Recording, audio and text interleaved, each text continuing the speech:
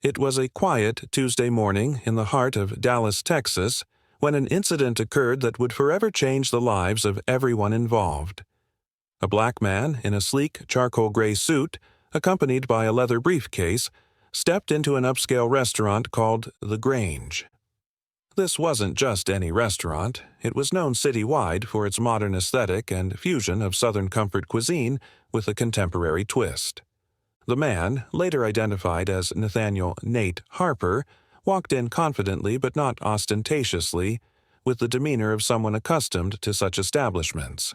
However, what greeted him wasn't the warm hospitality one might expect in the South. It was an air of discomfort that seemed to envelop the space as soon as he walked through the door. At the host stand was a woman named Melanie, a recently hired staff member with strawberry blonde hair tied back in a high ponytail. She glanced up, her eyes immediately narrowing. Her lips formed a thin, disapproving line as she scanned Nate from head to toe, her body language clearly dismissive. "Can I help you?" she asked curtly, her tone devoid of the usual warmth that greeted other patrons. "Yes," Nate replied with a polite smile. "Table for one, please." Melanie hesitated, her brow furrowing as if his request were an inconvenience. She glanced at the half-empty dining room before responding. "We're full," she said, crossing her arms. "You'll have to wait." Nate raised an eyebrow, taking in the clearly visible empty tables scattered throughout the restaurant. "That's fine," he said calmly, taking a seat in the waiting area. For nearly 20 minutes, Nate sat patiently, though it was clear from his occasional glances toward the host stand that his patience was wearing thin. During this time, he noticed the sidelong glances from staff members and heard the occasional whisper followed by laughter. The air was thick with tension, and it didn't take long for him to piece together the reason. When Nate approached the host stand again, Melanie barely looked up. "Any updates on my table?" he asked, his voice measured but firm. Melanie huffed, her irritation barely concealed. "Look, I don't know what you're trying to pull, but this isn't the kind of place for people like you," she said, her voice rising slightly. Nate blinked, caught off guard by the bluntness of her statement. "Excuse me?" he said, his tone calm but sharp. "You heard me," she snapped, pointing toward the door. "You need to leave." At this point, several diners had turned to watch the exchange, their curiosity piqued. Nate glanced around, noticing a few customers shaking their heads in disbelief while others whispered among themselves. Before he could respond, another employee, a tall, broad-shouldered man named Carl, approached the scene. "Is there a problem here?" Carl asked, though his expression and tone suggested he had already made up his mind about who was at fault. "This man is refusing to leave," Melanie said, her voice laced with indignation. Carl turned to Nate, his expression stern. "Sir, I'm going to have to ask you to leave the premises." Nate took a deep breath, visibly reining in his frustration. "I'd like to speak to the manager," he said. Carl folded his arms across his chest. "I am the manager," he replied smugly. Nate nodded slowly, his calm demeanor unwavering. "Then you might want to double-check the name on the lease," he said, "because this is my restaurant." The statement hung in the air, met with a stunned silence that seemed to ripple through the dining room. Melanie's jaw dropped and Carl's face turned a shade paler. A nervous laugh escaped Melanie's lips. "You?" she said incredulously. "The owner? That's a good one." Without another word, Nate pulled out his phone, tapping a few buttons before holding it up. On the screen was an email bearing The Grange's official letterhead, confirming his position as the owner and CEO. The color drained from Carl's face, and Melanie took an instinctive step back. "This has to be fake," Melanie stammered, her earlier bravado evaporating. "Would you like me to call corporate?" Nate asked coolly. Carl stuttered, searching for words but finding none. I didn't know," he finally managed. "You didn't know what?" Nate pressed, his tone sharp. "That a black man could own a place like this?" By now, the restaurant had gone completely silent. Diners were pulling out their phones to record the unfolding drama, and whispers of outrage spread like wildfire. Nate turned to address both Carl and Melanie, his voice steady and authoritative. "I'll give you one chance to explain yourselves," he said. "Why did you treat me this way?" Carl looked down, unable to meet Nate's gaze, while Melanie fidgeted nervously with the edge of her apron.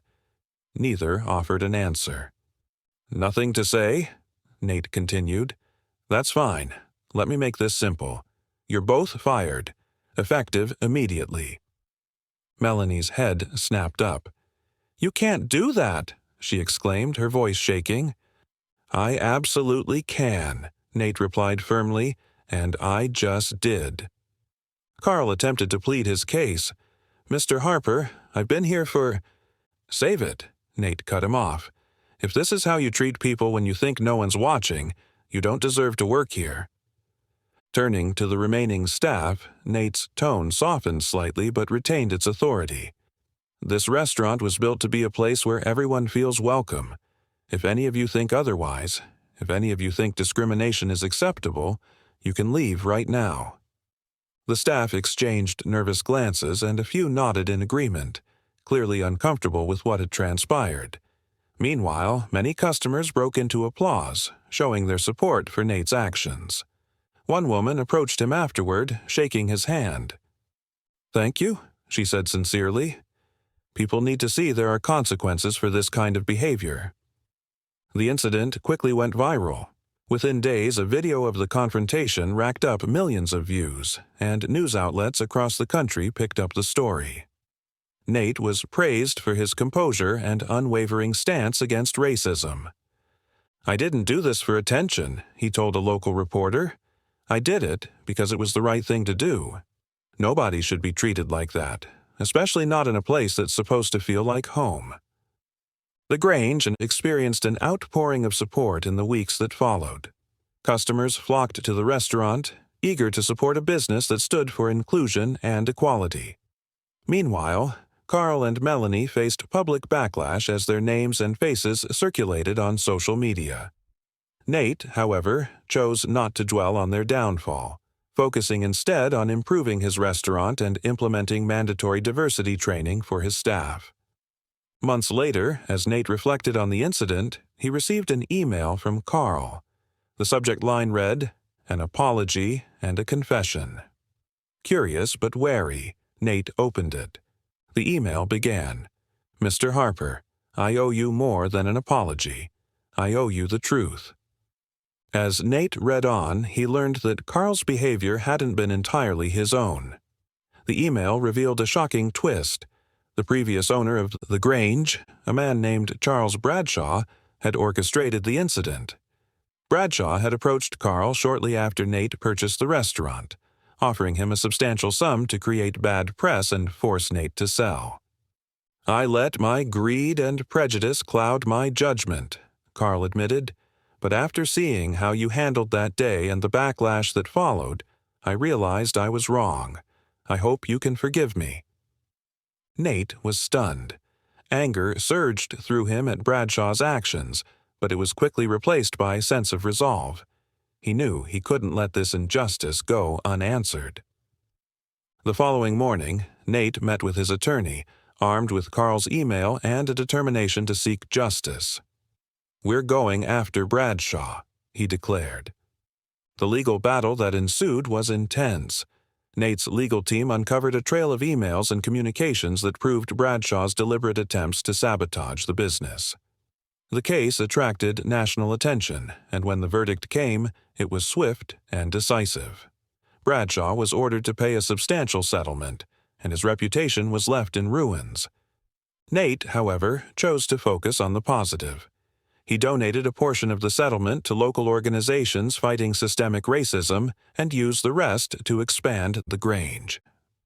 Years later, the restaurant had grown into a successful chain with locations across the country, each bearing the slogan, "Everyone is welcome at our table." Thank you for watching this story of resilience, justice, and hope. Let this be a reminder that change starts with standing up for what's right, even in the face of adversity. At Motivation. Wow, we believe in the power of stories to inspire kindness, break down barriers, and bring people together. If this story touched your heart, don't forget to like, share, and subscribe to help us spread this message far and wide. Together, we can create a world where everyone is treated with dignity and respect. Until next time, stay inspired and keep making a difference.